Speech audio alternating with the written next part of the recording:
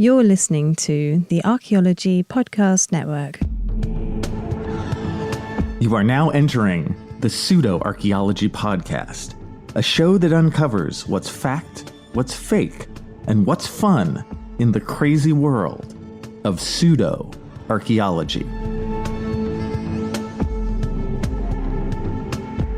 Hello and welcome to the Pseudo-Archaeology Podcast, episode 174. I'm your host, Dr. Andrew Kinkella, and tonight, Art Bell and the Coast to Coast AM radio show. All right. Well, hello, everyone, and welcome back to the Pseudo-Archaeology Podcast, episode 174. And can you believe it? I have been doing this thing for 80 episodes. 80 episodes of love for you people. I give and I give. So, what are we doing tonight? Well, actually, we have a theme here. We're going to talk about this guy, Art Bell, and his show, the Coast to Coast AM radio show.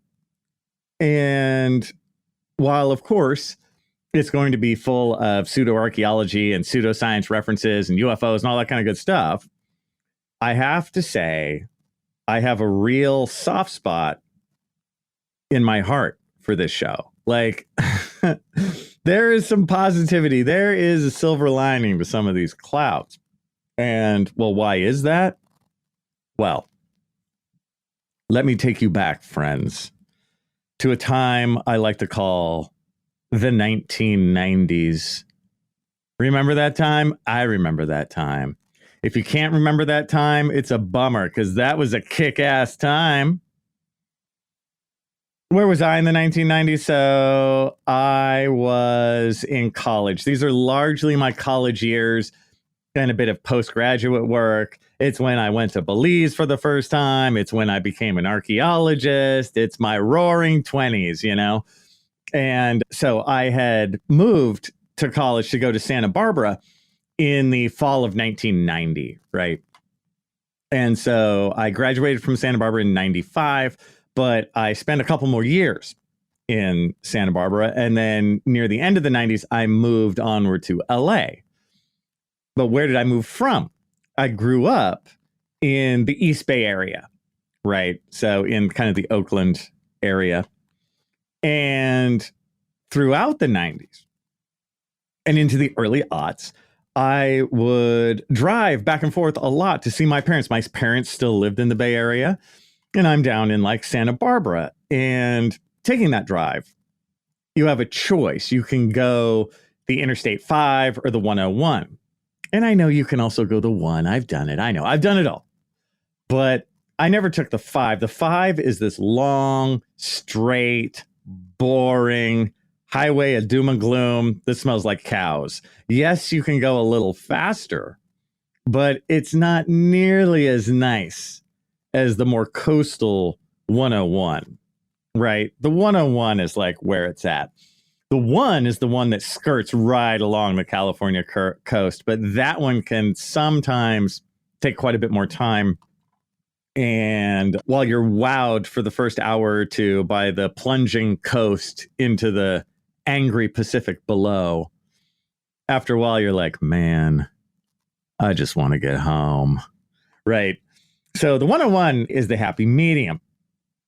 Now, because, I'd be visiting my parents, whatever, I spent so many evenings over the years driving back to Santa Barbara, right? Driving back to what was now my home in Santa Barbara from my parents' house in the Bay Area. And it was about a 5-hour drive with no stops. Later going to LA, it's more like a 6.5-hour drive with like no stops or maybe one. But I would end up doing this at night. Right. So, and sometimes it would be quite late, doing that thing where you like leave the Bay Area at like 10 at night and then get to Santa Barbara at like 3 in the morning, that kind of thing, 3:30. Those were tough. Sometimes it's like, oh, thank God I left at 8:30, or something like that. But my point is, I'd be grinding along the highways and byways of America late at night, top gear in my car, just trying to eat up the miles as best I could.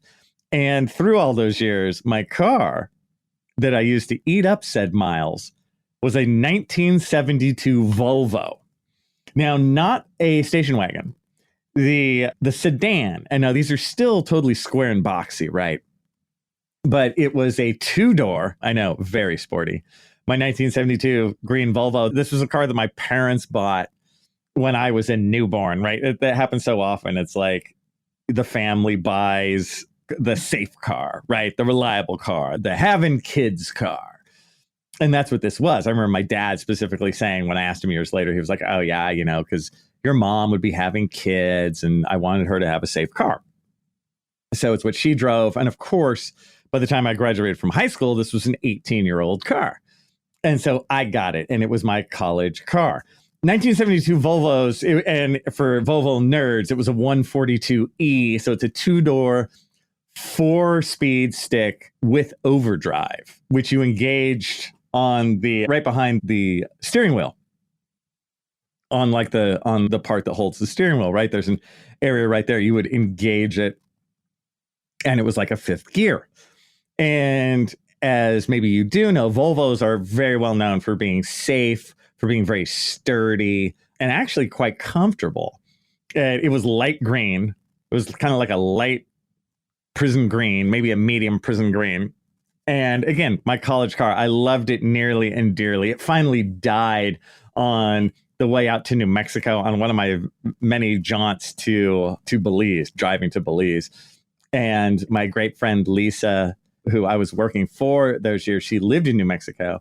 And I had to leave my car at, I believe it was called Atomic Towing in the depths of nowhere in New Mexico because it had just eaten itself. There were too many things wrong with it. It had way over 200,000 miles. But my great friend Lisa, I remember, brought me back because I had to leave the car and then leave. And she was, of course, lived there. Brought me back the gear shift knob from my car. So I still have my gear shift knob for my precious 1972 green Volvo. Now, this car was great and such a great car for a college kid. I drove it. I should do a whole show on my green Volvo. I drove it in CRM Archaeology years before it died, but after college, it did great on dirt roads and off-roading. I remember going through a ditch, like a dry gully ditch, where the project van got stuck, but my two-wheel drive Volvo like cranked on out of there because it was freaking awesome. But the one thing that it had that sucked was it had an AM radio only. So no FM radio, no cassette player, of course no CD player, of course no aux cord. The only thing you had to listen to on these hours and hours of droning at night on the freeway alone was the AM radio, right? And again, for those of you who don't know, there's AM and FM. FM radio comes in better, like the station will sound better, but the stations don't carry so far. So while FM sounds good, it's like better fidelity. After driving, you know, maybe you're going like an hour and you lose the signal and you have to get something else. So FM radio, if you're doing a long trip, can often be a time of changing stations, trying to find something decent, while AM comes in crappy. But it comes in forever because the waves of the radio station like kind of travel much further. And it's the one that kind of goes, you know, the one where you have to sort of tune the tuner and you kind of get it in and then you can kind of hear them for a while and then they kind of, and you got to play with the tuner kind of while you're talking because atmospheric conditions are messing with you, right? One of the only shows, and definitely the only show that I kind of liked, was this show called Coast to Coast AM. The Coast to Coast AM radio show just defines the 90s for me, you know, and it defines that time. It defines for me, I'm driving back home to college. I'm driving back home to see my girlfriend. and I'm listening to this thing, and it's like 2 a.m, and I'm trying to stay awake, and I'm just having a laugh and a little bit of fun. And even though, as we'll see, the show can be kind of weird and definitely kind of wacky and kind of mysterious and strange, but it also just, there's a warmth to it and a folksiness to it and like a localness to it and a, hey, I'm just going to like be a part of this thing with everyone else across America, you know, because it was syndicated everywhere, as we'll learn. And so as we might talk about the intricacies and the weirdnesses of this show, I have to say, I loved the show. When we come back, how dare you love this show, Professor Kinkella? Hello, and welcome back to the Pseudo-Archaeology Podcast, episode 174. And we are going to just about start discussing the Coast to Coast AM radio show. And when we last left with a vibe of Professor Kinkella, how dare he even like this show? So why should we even critique me? And I am a college professor who knows everything. I do have a PhD, so whatever I say is correct. What's the deal with this show? All right, here's the deal with this show. The Coast to Coast AM radio show was first a show that lasted hours. I believe it was like a 3-hour long show, but it always felt like it was just on all night. And I don't know if it was because they replayed the same show or they like played an older show and then they played the most recent show. But this is like nighttime for America in the 90s. It was created by this guy, Art Bell, right? And Art Bell is just this he's just this AM radio old school DJ guy, you know, and he's like 3% weird, but so what? Aren't we all? Right. And he creates this show really in the late 70s, but it doesn't become what it is until around 1988 or so. And he stays with this show through like the early 2000s. I believe it lists like 2003, but he would come back to guest host and kind of back and forth all the way up until like 2013. I believe he dies in 2018. I might be like a year off, but it's like right in there. And so he was always kind of out and about with it throughout, just this multi-hour long show done by him, basically by himself, or it really has that feeling of him by himself alone in a recording studio on the outskirts of nowhere. Because he really did record this in the outskirts of nowhere for a huge portion of the show's life and of his life. He lived in Pahrump, Nevada, which is Nowheresville, Nevada. You don't even go through it if you're from LA and you're driving to Las Vegas. It's kind of north and west of Las Vegas, like maybe 50 miles or so, and mostly west. But it's kind of up where you're going to be taking the 15, right? It's not along any of that main road like that. But anyway, he literally lived in like this lonely by himself house compound place where he just did his show to the world, right? Just a desert rat kind of guy doing his thing. And no matter what you might think of the show, man, I loved the vibe of that show. The idea that it was on at night. The idea that we're just rolling the wheels of steel to the midnight hour with Art Bell, that kind of thing. And let's be honest, I rip off so much from him, right? I hadn't thought of this show in years. And I forgot, you guys, why I'm thinking about it now. I saw something about it, you know, in the last week. I was like, oh right, Coast to Coast AM. And so I wanted to talk about it, but I didn't realize how much that's what I wanted to do. This feeling of the show is at night. We're just talking, you and me. You know, I'm just talking to you directly, right? And we're just having a conversation, in my case, about pseudo-archaeology. I'm almost a joking opposite of Coast to Coast AM. And in my joking oppositeness, I end up being quite similar to Coast AM, right? In terms that I so often want to record this show at night, right? I want to have that feeling. Sometimes I'll have like a drink in hand as I record, just to give it that feel of we're just hanging and it's late at night and I'm here for you. You know, I love that idea of dark and lonely.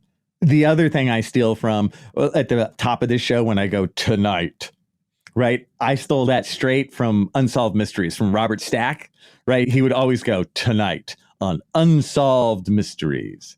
And I just loved that. So I'm really comboing Art Bell and Robert Stack, you know, and having a little bit of fun.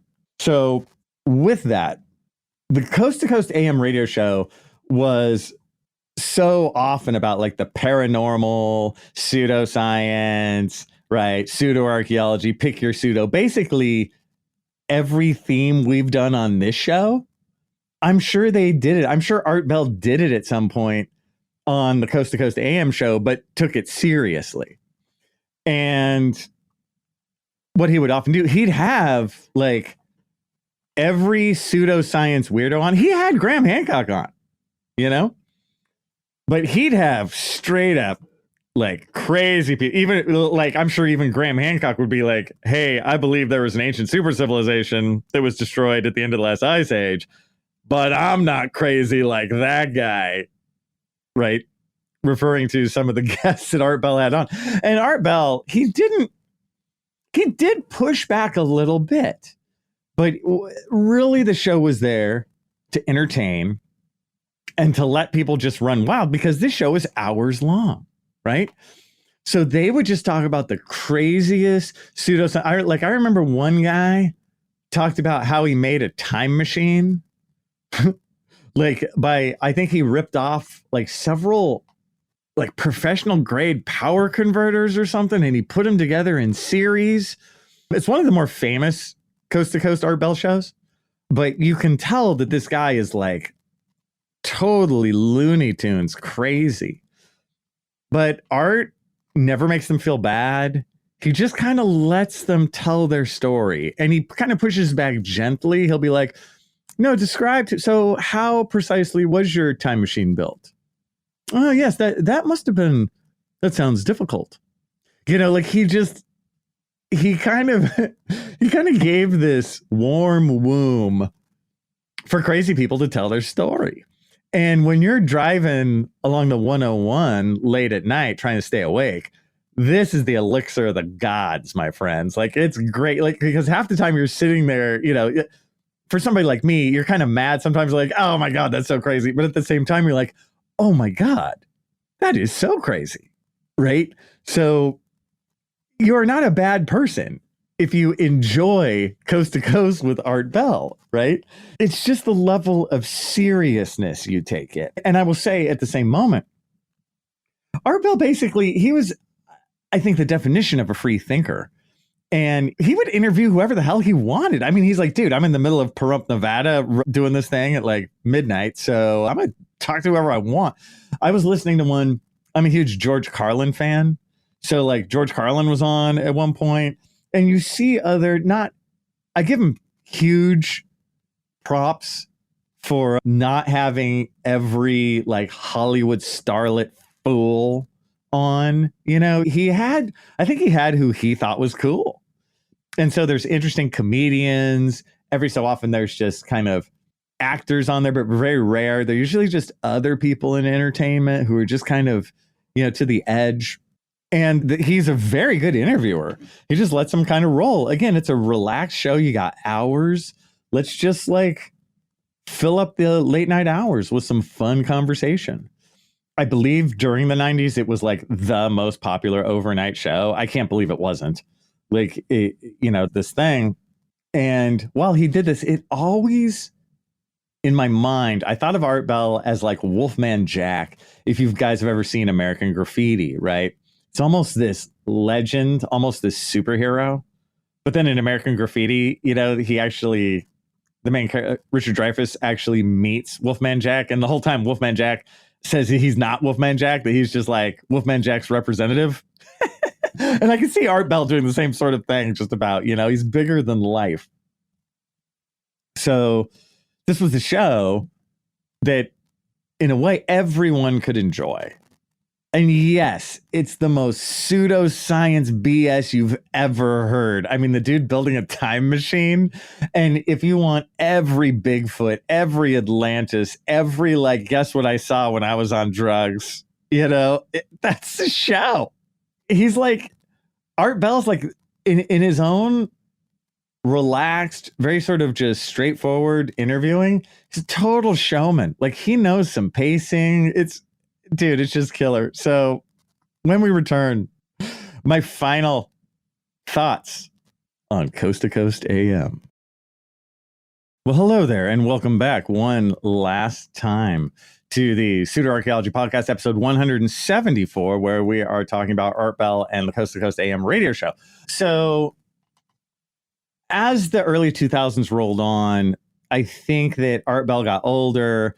He had other people hosting instead of him. There's a new guy, who just, it's not the same.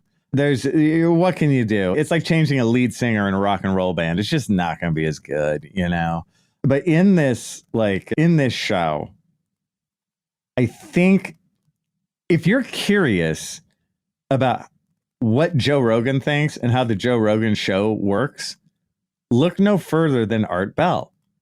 Joe Rogan has a poster of Art Bell, like, in the studio right there, like a huge big ass poster right there.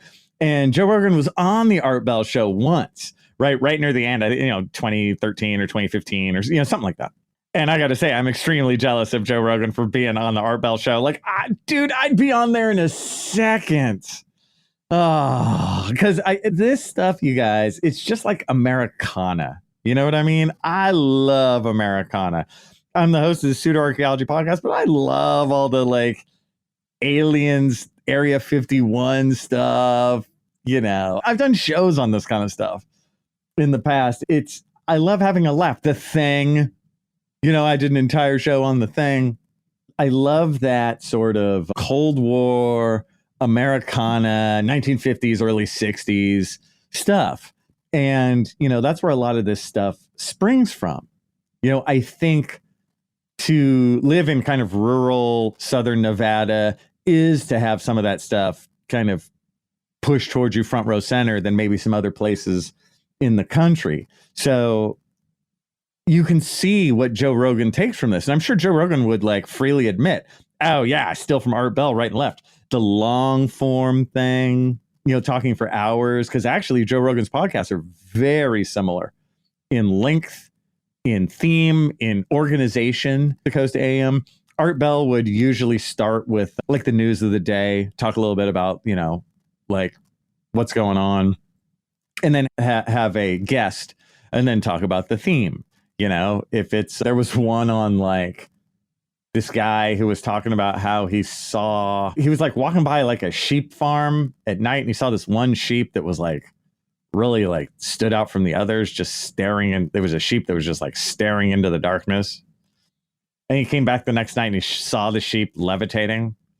And then next to the levitating sheep, he saw, like, 3 human figures levitating upside down above him. So he threw a rock and he was trying to hit the levitating figures, but it accidentally hit the sheep.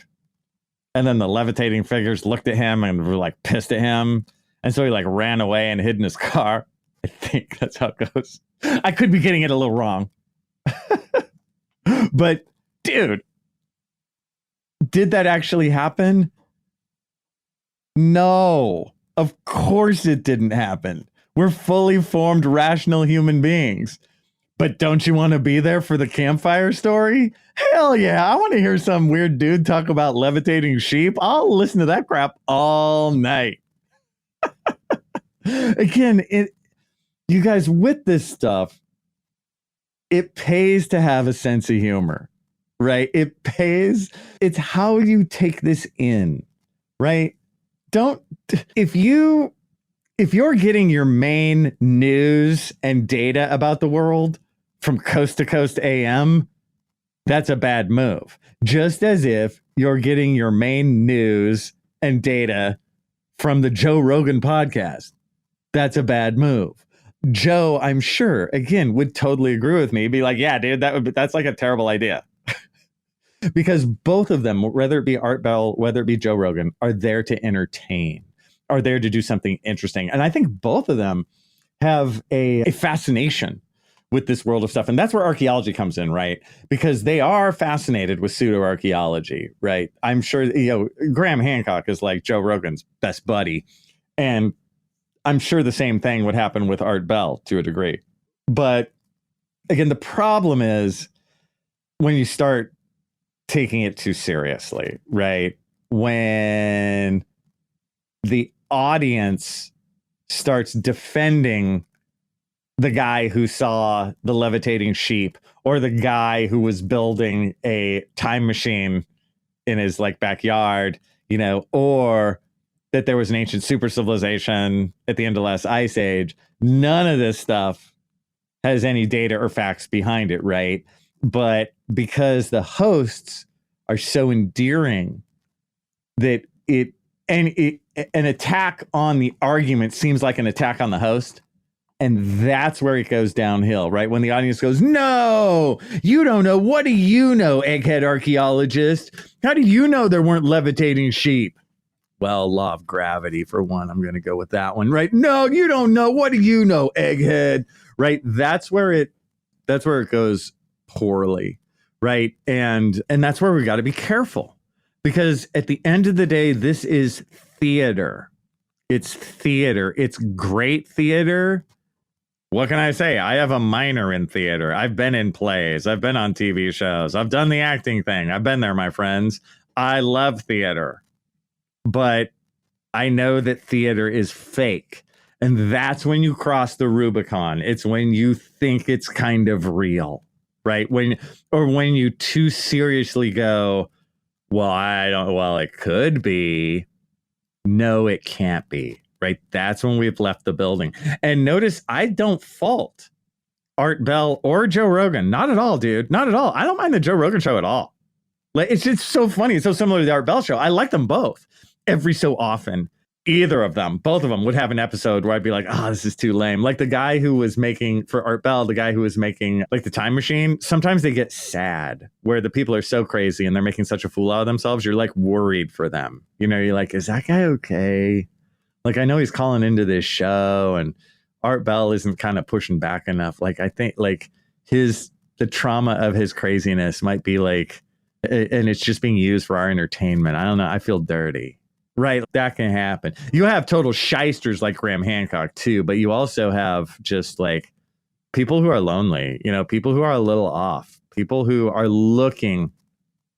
And you guys, behind the scenes, I've had many people over the years email me about their crazy ideas and want me to come. I think I've probably talked about one or two of these times on here, but probably not nearly enough of, real people who believe, local people for me, who believe really crazy stuff, right? Really weird stuff. And then get mad at me when I tell them the truth and go, actually, no, what you're looking at is not an artifact. No, what you're looking at is not true to reality. Get really angry, and will not stop telling the truth, right? That's kind of part of it.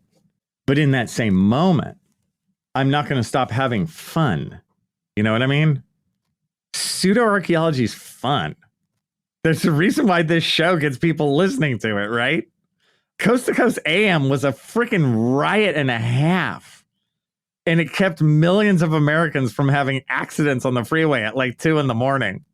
And I will say, while, of course, first and foremost, you should listen to every back episode of the Pseudo-Archaeology podcast and watch and like and subscribe to my YouTube channel, King Kella Teaches Archaeology. I mean, that goes without saying.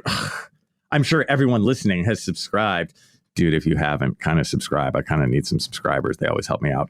King Kella Teaches Archaeology. So, but with that, another place I would go is to Apple Podcast or Spotify, right? They have a bunch. You can look it up and you'll find it in 2 seconds. Just look up Coast to Coast AM or look up Art Bell, and they have dozens and hundreds, if not all of his episodes. I mean, he did this for years and years. Back episodes where you can just listen at your leisure. And I have to say, you guys, I've listened to like several of them. They are so great to just listen and let them play, because Art Bell is doing this in real time, right? This is a real no BS radio show where he is straight up talking to these people. You can tell he doesn't really know what's coming next. It's not all like pre-figured out. It's really in the moment. He reacts in the moment. And so, good for him. My highest praise is I miss the Coast to Coast AM show, and I miss that time, right? I miss having to drive in my car that only had an AM radio. I miss having to like try and tune in the one radio show. And actually, to cut this wide at the end, I think America is missing stuff like this. Singular shows that are apolitical, although people try and make them political every turn, that we just don't take too seriously and have some fun for once in your life. And with that, go out there, have a little fun. I'll see you guys next time. Thanks for listening to the Pseudo Archaeology podcast. Please like and subscribe wherever you like and subscribe. And if you have questions for me, Dr. Andrew Kinkella, feel free to reach out using the links below or go to my YouTube channel, Kinkella Teaches Archaeology. See you guys next time. The Archaeology Podcast Network is 10 years old this year. Our executive producer is Ashley Airy, our social media coordinator is Matilda Siebrecht, and our chief editor is Rachel Roden. The Archaeology Podcast Network was co-founded by Chris Webster and Tristan Boyle in 2014 and is part of Culturo Media and DigTech LLC. This has been a presentation of the Archaeology Podcast Network. Visit us on the web for show notes and other podcasts at www.archpodnet.com. Contact us at chris@archaeologypodcastnetwork.com.